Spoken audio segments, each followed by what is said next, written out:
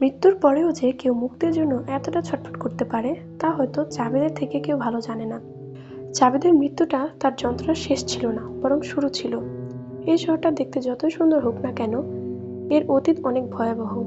সেই অতীতের ছায়া আজও এখানে লুকিয়ে আছে। জাবেদ কখনো ভাবেনি এই শহর একদিন তার কাছে থেকে মিতু আর তার অনাগত সন্তানকে ছিনিয়ে নেবে। মিতুর মৃত্যু এখনো এক রহস্য জাবেদের কাছে। মিতু সেদিন যেন কিছু একটা মেনে নিতে পারেনি, একটা দুঃস্বপ্ন যা ওর জীবন কেড়ে নিয়েছিল। নিজের বাচ্চাকে নিয়ে আতঙ্কে ভেঙে পড়েছিল সে। যে মিতু সেই বইয়ের মোহে পাগল প্রায় হয়ে উঠেছিল, সেই মিতু ওই সময় সেই বইকে ভয় পেতে শুরু করে। জাবেদ ভেবেছিল সব শান্ত হয়ে গেছে, কিন্তু বাস্তবটা ছিল একেবারে উল্টো। জাবেদ জ্ঞান হয়তো সে সময় কিছুটা ফিরেছিল। ওই সময় মিতু চিৎকার করে কিছু একটা বলেছিল সেই শয়তান মহিলাটা আর বইটাকে উদ্দেশ্য করে। জাবেদ পুরোপুরি জ্ঞান হারানোর পূর্বে শেষ মুহূর্তে মিতু তার দিকে ধেয়ে আসে অচেনা শব্দে, শেষ করে ওকে, শেষ করে দে। এই কথাগুলো শুনেছিল। এরপরই ওই মহিলাটা মিতুর চুল ধরে টেনে নিয়ে যায় রান্নাঘরের দিকে, এরপর মিতুকে মেরে ফেলে। জাবেদ আজও জানে না কেন জ্ঞান ফেরার পর তার এই কথাগুলো মনে পড়েনি। অভিশপ্ত সেই শয়তানি বইটার অভিশাপ শুধু মিতু নয়, জাবেদকেও শেষ করেছে। তার মৃত্যুটা ছিল সেই অভিশাপ, এক এক নতুন অধ্যায়। নাকি জাবেদই এখন সেই অভিশাপ যা শুধু দারাকে শেষ করবে, তা কেউ বলতে পারে না।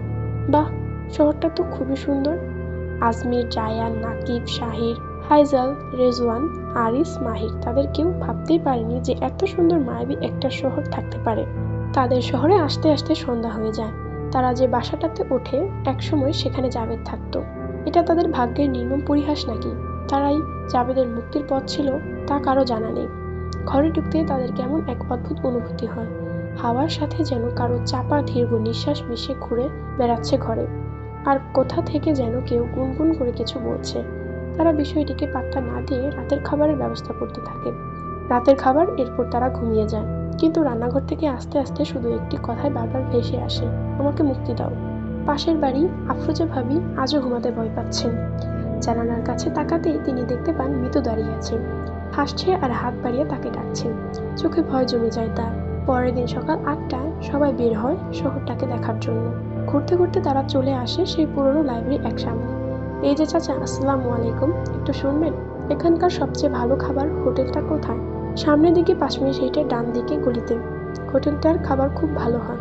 রিফাত বাবুর্চির এর রান্নার হাত ভালো বলে তিনি নিজের কাজ করতে থাকেন। হায়দার এই সময় বলে ওঠেন, তাহলে আবার রাতের বেলায় আসবো খেতে, আজ আর রান্না করবো না।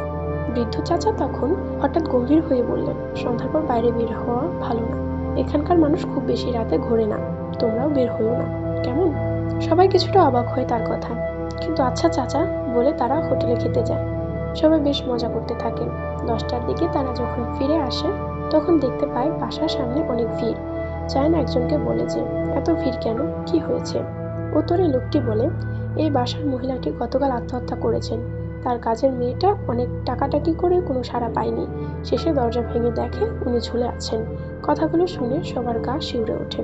গতকালই তো তারা ওই মহিলাটাকে দেখেছে, আর আজই তিনি নেই। শেষ বিকেলে দাফন শেষ হলে তারা রুমে ফিরে আসে।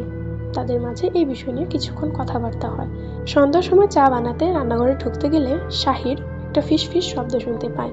ঘটনা কি সেটা দেখার জন্য ঘরে ঢুকতেই শাহির চিৎকার করে জ্ঞান হারায়।